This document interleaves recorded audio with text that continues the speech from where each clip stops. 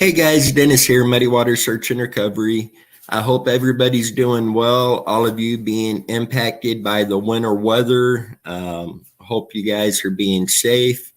We did have some ice and snow here in the area. It's been bitterly cold. Thankfully, we haven't had it as bad as some others have had it. Thoughts and prayers are going out to everybody. So all of you, please be safe. Don't take any chances with this. Better safe than sorry. But tonight, I wanted to do a recap on Karol Sullens. And her brother and I had been playing phone tag a little bit. We've emailed, and when we try to call each other, it just never lines up. So hopefully we will be having a conversation very soon. But Karol has been missing since August 31st of 1991. She is missing from Galena, Kansas. She was 18 years old when she went missing. She is 5'3" and 100 pounds. Her clothing jewelry description is she was wearing her dance costume, which consisted of a long dress-like shirt that was green in color. She has pelvic inflammatory disease, which causes scarring of the pelvic bones. She is a Caucasian female, blonde hair, green eyes. She had an appendectomy scar on her abdomen. Her ears are pierced. Some agencies out there have misspelled her first name. They used a C instead of a K. Her name is spelled with a K, Karol. Her nicknames are Barbie and Squirt. She was employed as an exotic dancer at the Valley of the Dolls nightclub on 7th Street in Galena, Kansas. And this was back in 1991. She was last seen in the nightclub parking lot during the evening hours of August 31st of 1991.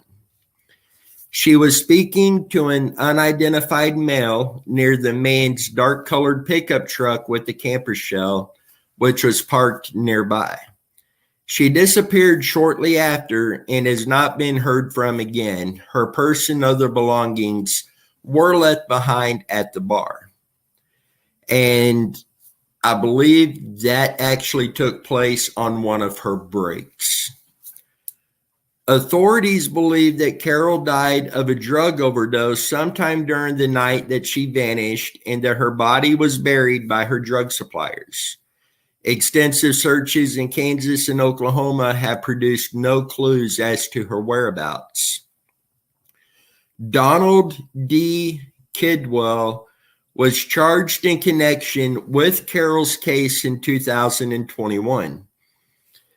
His arrest warrant stated that he unintentionally caused her death, but that Donald acted recklessly.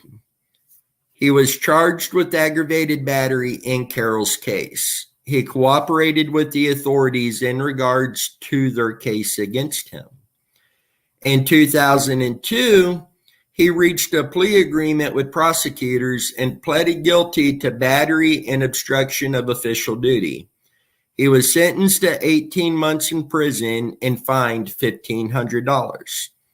He told the courts that he did not sexually assault Karol and did not mean to cause her death, but he admitted that he was responsible.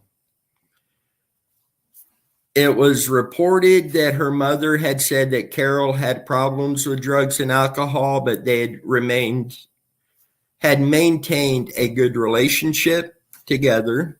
Investigators are continuing to search for her remains, but there are many different theories about the location of her body.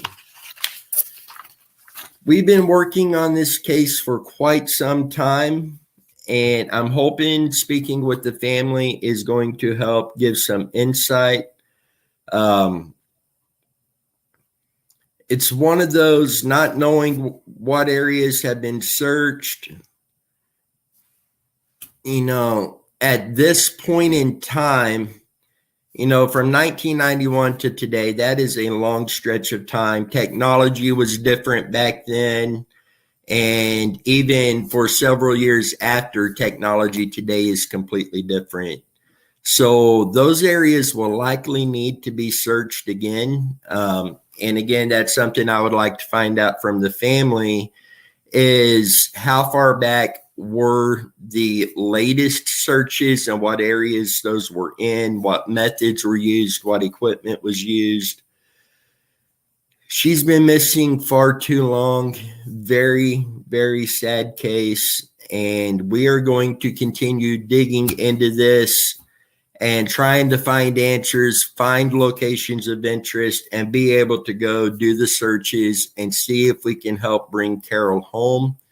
If you have any information on this case, please reach out to us. The mwsar22@yahoo.com email address.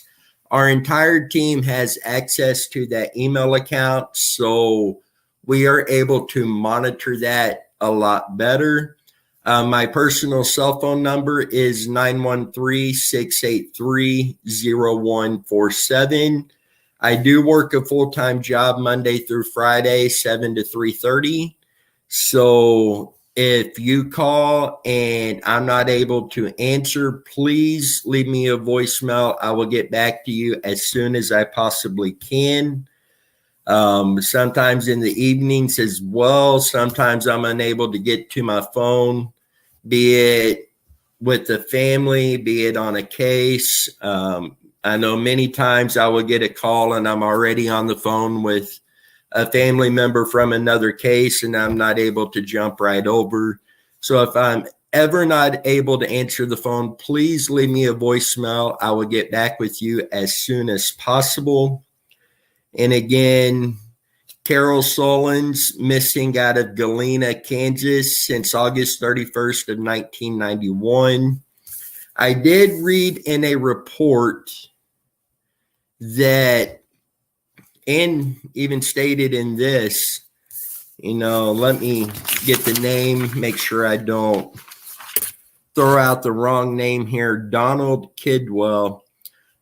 He pled guilty in an agreement where he admitted he was responsible for Karol's death, but he has not said, where her body is, what exactly happened.